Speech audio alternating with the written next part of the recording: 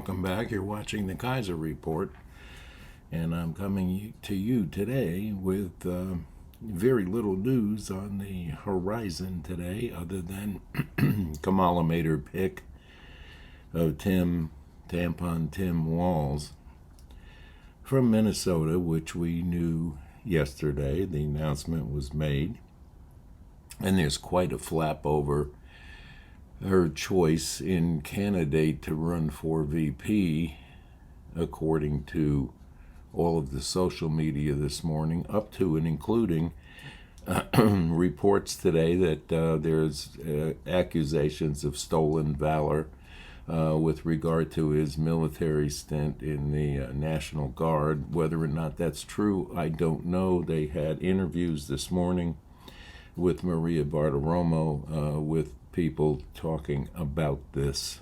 I don't have much information on it,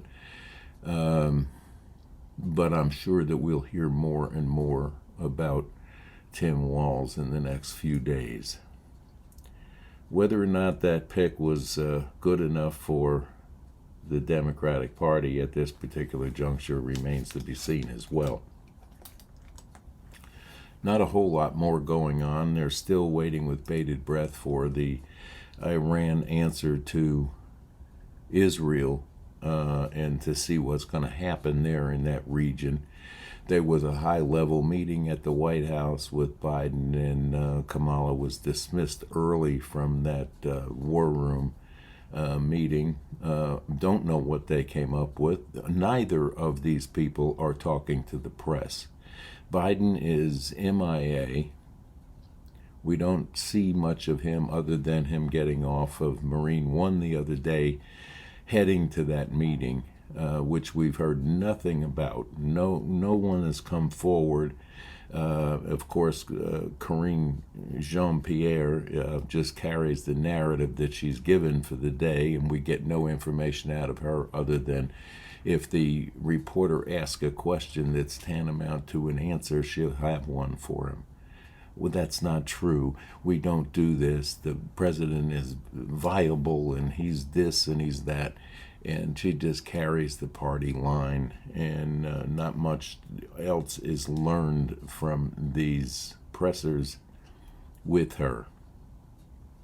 Why Kamala Harris has not come out with a press conference based on the fact alone that she's picked the vice president, based on the fact alone that the world is on fire and she wants to take over the helm to run the most powerful country in the world, and she cannot hold a press conference or answer press questions at this particular point is a little bit boggling to me, but that's just politicians for you.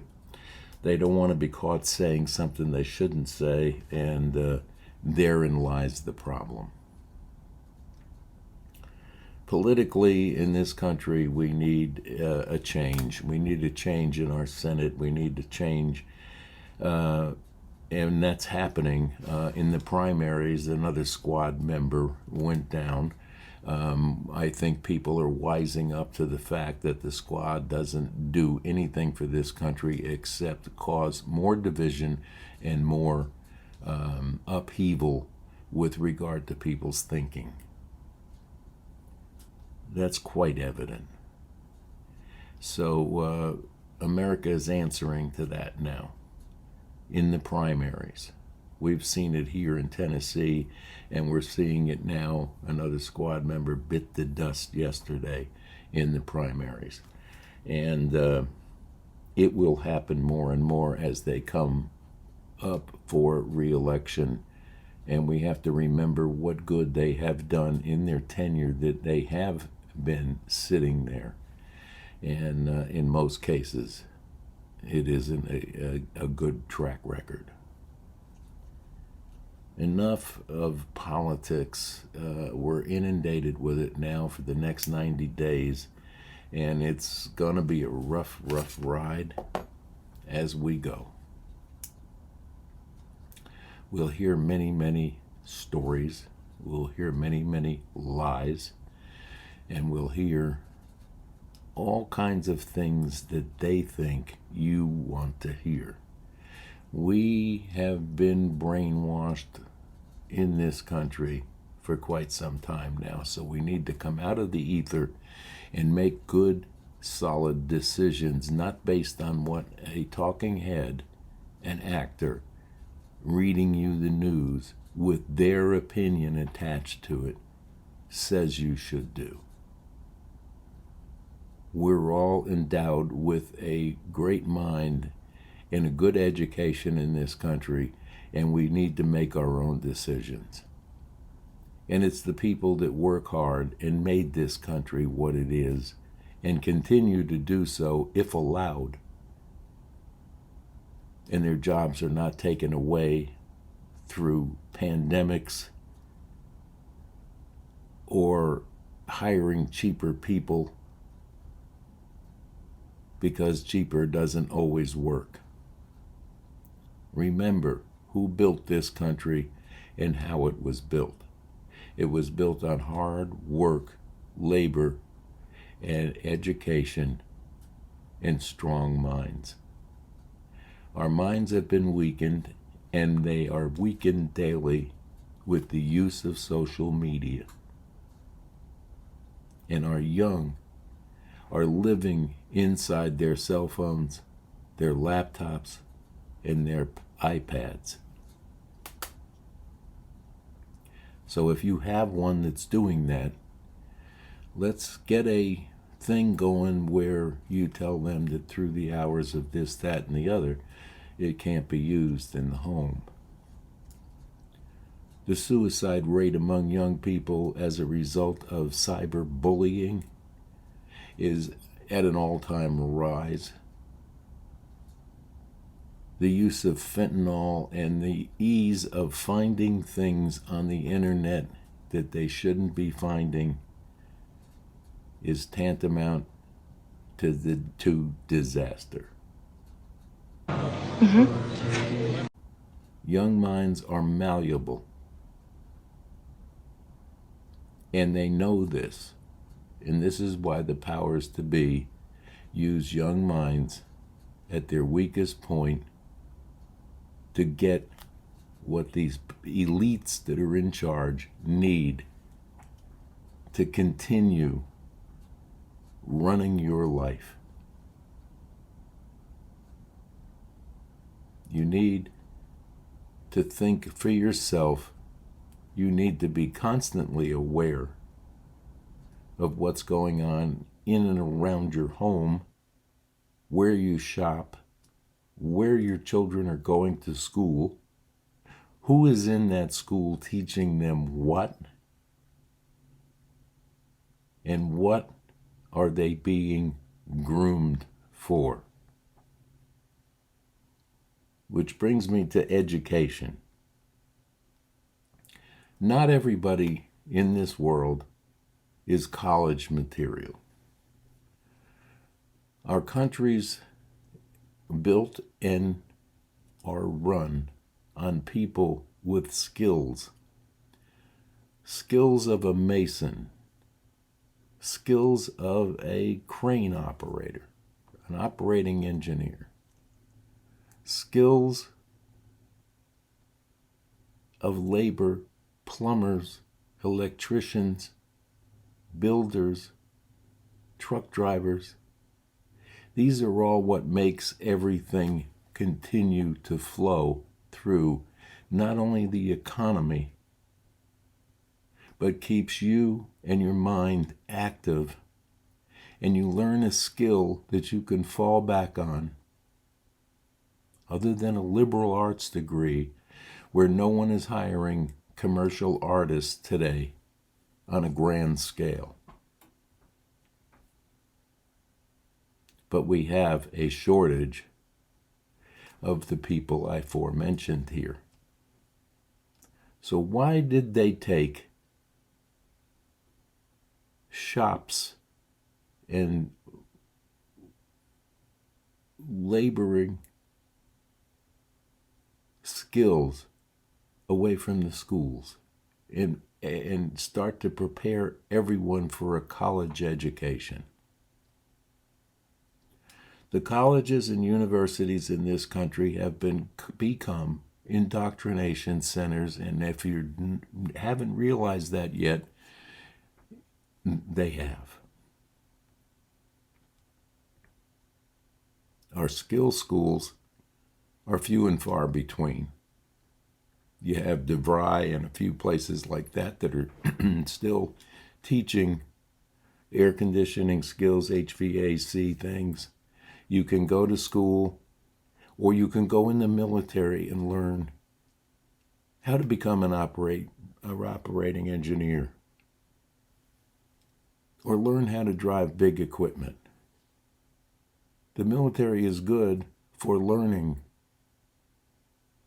and it builds you a backbone and a sense of self-worth, which is missing from the school systems today.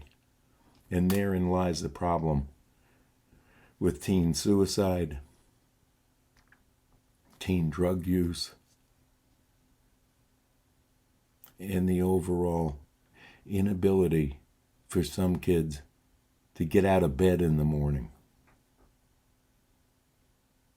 This should and will change with the proper management of this country, management of the Department of Education, management of the Department of Transportation. The FAA has had a shortage of air traffic controllers. So they're putting in people that they can get, that can pass a test that used to be a hard test, and now they've dumbed it down just for the sake of getting an ass in the seat. You think that that's not going to become a problem at some point with you flying around commercially? I do. Again, get a skill in the military, get a skill going to a school that teaches plumbing, electric. Talk to your unions. Contact the electricians union. Contact the union for operating engineers, plumbers union. They'll tell you where you can get an apprenticeship and learn, because this is what built this country. This is what will maintain this country. And this is what is going to allow us to repair the infrastructure in this country that is slowly deteriorating to a point where it's becoming dangerous.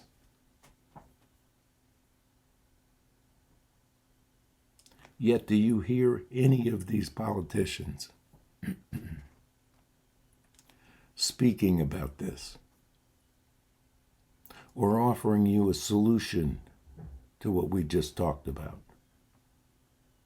No, we have large problems in this country right now, and that's what the guys are going to be talking about. Guys and girls that are running for office are interested in the border, the economy, and these are absolutely good things to be talking about. Abortion is not an issue that should be brought up and politicized in any way, shape, or form. People out there yelling about Roe v. Wade don't understand what Roe v. Wade was. Most of the people carrying Palestinian flags in the university campuses today and out in the streets in New York and Washington, D.C. don't understand what the Palestinians are. Where they came from, where they're going, and what Hamas and Hezbollah have to do with any of it. They're devoid of the knowledge, but yet they'll go out and talk about it. But our infrastructure is an important issue that needs to be brought up. It needs to be questioned, and we need to garner answers from our politicians that are asking you for a vote. We have shortages in this country in enlistments in the military. All of the branches of the military are suffering recruitment problems because the youth do not want to go into a woke situation and learn, because it's hard now. But these things will change. The military is a good life for some people. And it's turned a lot of lives around that I personally knew as a young man growing up. Because in those days, if you got caught doing something and you went to court, not only was your attorney in court and the prosecutor in court and the judge in court, but on the other side, there were two branches of service that sat there, recruiters. And the judge would say, you can do 30 days in jail, or you can go talk to that man over there and sign up for the Army or the Navy. And they did, and they came out different people. Yes, some of them didn't come home. And we think about that every day. But we're entering into an opportunity here to get peace in this world if we can stop the war machines from working long enough to listen to reason. So it would be a protection military more than anything else, and this is what we have to look forward to. The last couple of wars that we've been in, the Iraq and the Afghanistan situation, were a miserable mistake. For that matter, so was Vietnam. But the loss of life, the loss of limbs, the amount of service members that are maimed for life and have to be taken care of by Tunnel to Towers and other organizations, veteran organizations that have raised money for this. It's not being handled well by the VA, no matter what you hear. It got better under one administration, but got back to worse again in this administration. Because this administration clearly does not care a hoot about a veteran or a veteran's problems. They just want to know when you'll be well enough to send you to the Ukraine to help them. You have to wonder some days who the president and vice president are president of. Is it the Ukraine or is it here? Right now we have a missing president that barely shows his face. We have a vice president running for the president's seat that can't even hold a press conference or answer a question. Yet they want your vote. And then she doubles down on her pick for VP and gets the most liberal, bad record possible to run with her. We'll see where that goes. Well, the stock market the futures were up a little bit this morning, but not massively. The sell-off the other day was an indication. The Fed is rattling nonsense about maybe increasing or lowering the interest rate. That could be not a good thing. If you look at what happened to Japan, they have reversed their interest rate lowering today, which is showing signs of recovery in Japan. We'll see how that goes. It's not a time to panic. If you're in the stock market, you need to ride with it. You need to buy when it's time to buy. Sell when it's time to sell. I'm not a broker. I don't know finances very well. I don't understand the stock market. I don't understand why the stock market reacts the way it does to what. the announcement of a vice president affects the stock market. Why? I don't know.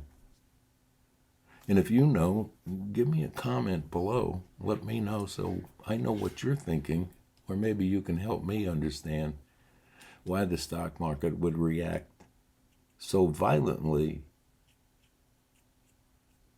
to the announcement of a president, someone running for president, and then asking a vice president. I listened to a little bit of the announcement speech yesterday. I think that she made a huge mistake by not going with Shapiro. He was by far the strongest speaker they had there.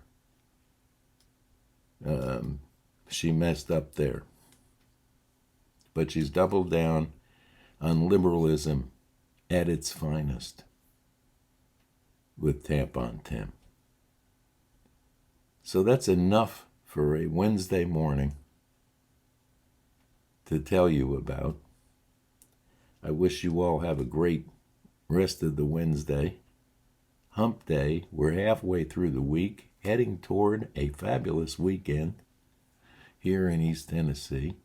Those of you affected by the storm down south, God bless you all. I hope you all survived. And I hope your damage was minimal. I talked to a friend of mine that's on the eastern side of Florida. He said it was sunny and warm and calm sea right there yesterday. Good that he didn't get hit, and I'm hoping for the best of everybody that was in the path of the hurricane. So have a great, wonderful Wednesday, and we'll be back to you tomorrow with another Kaiser Report. It's always good to see you here, and remember, if you haven't subscribed to this channel, please hit the subscribe button, hit the thumbs up or thumbs down, and of course in the comments section, once you're subscribed, please let me know what your thoughts are. Let me know about what you would like to hear about, or where you'd like us to go when we do the tours on weekends in the Appalachian region. And God bless you all. Have a great rest of your Wednesday.